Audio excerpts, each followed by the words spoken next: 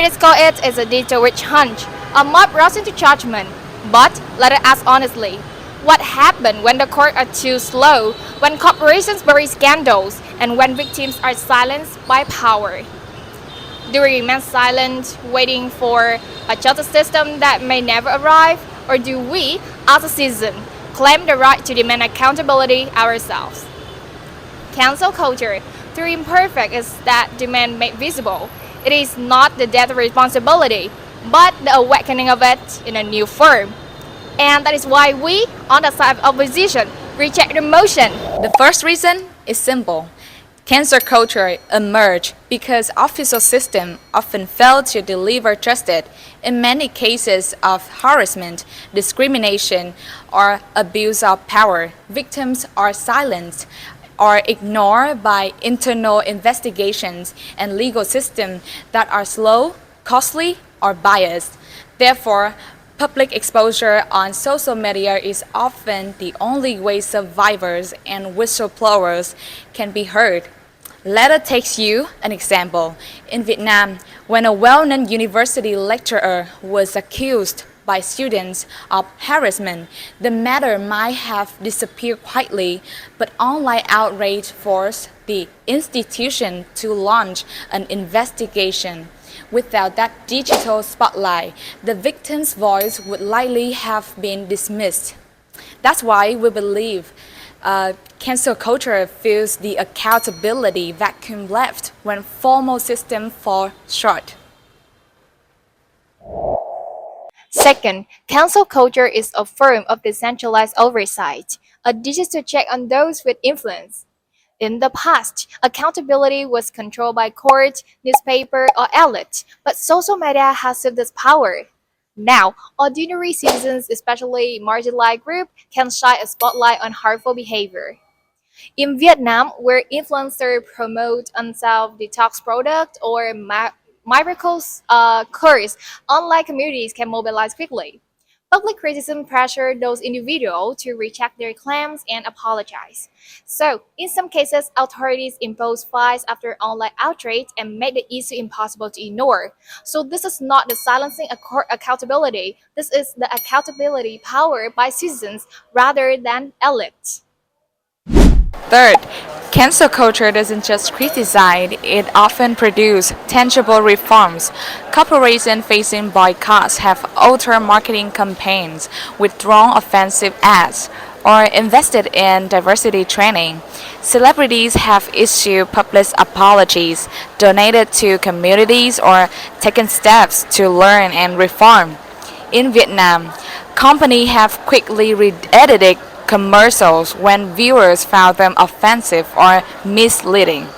And of course, they didn't do this out of generosity. They did it because cancel culture created consequences. Accountability is not simply saying sorry, it is about facing real consequences and changing behavior. Cancel culture, by mobilizing public pressure, makes this possible. Our opponent will argue cancel culture resembles mob justice, like punishing without due process or denying forgiveness or and stifling dialogue.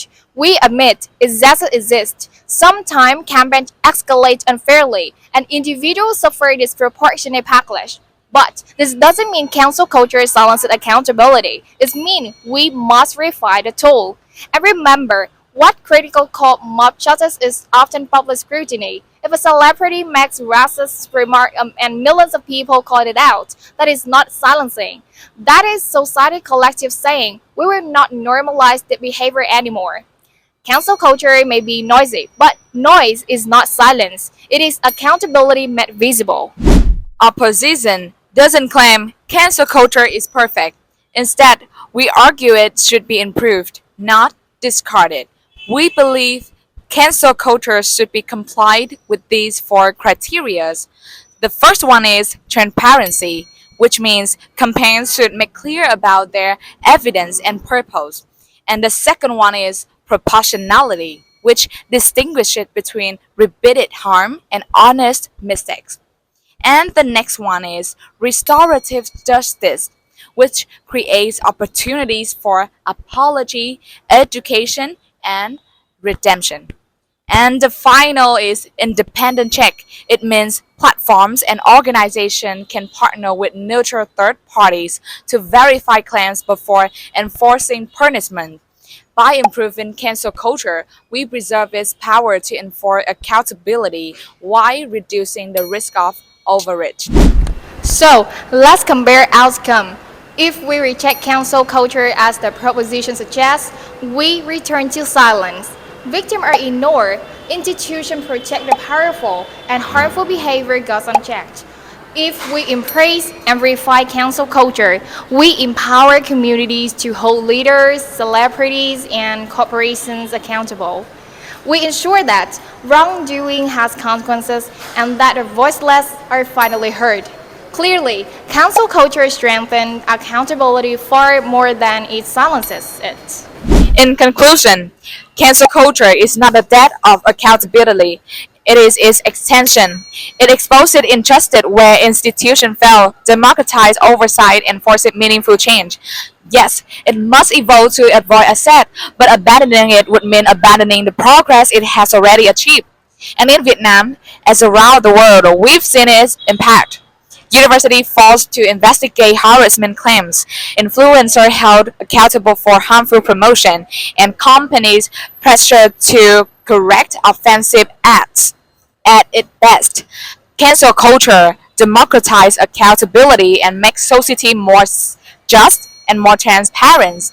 For the reason, we strongly oppose the motion. Thank you.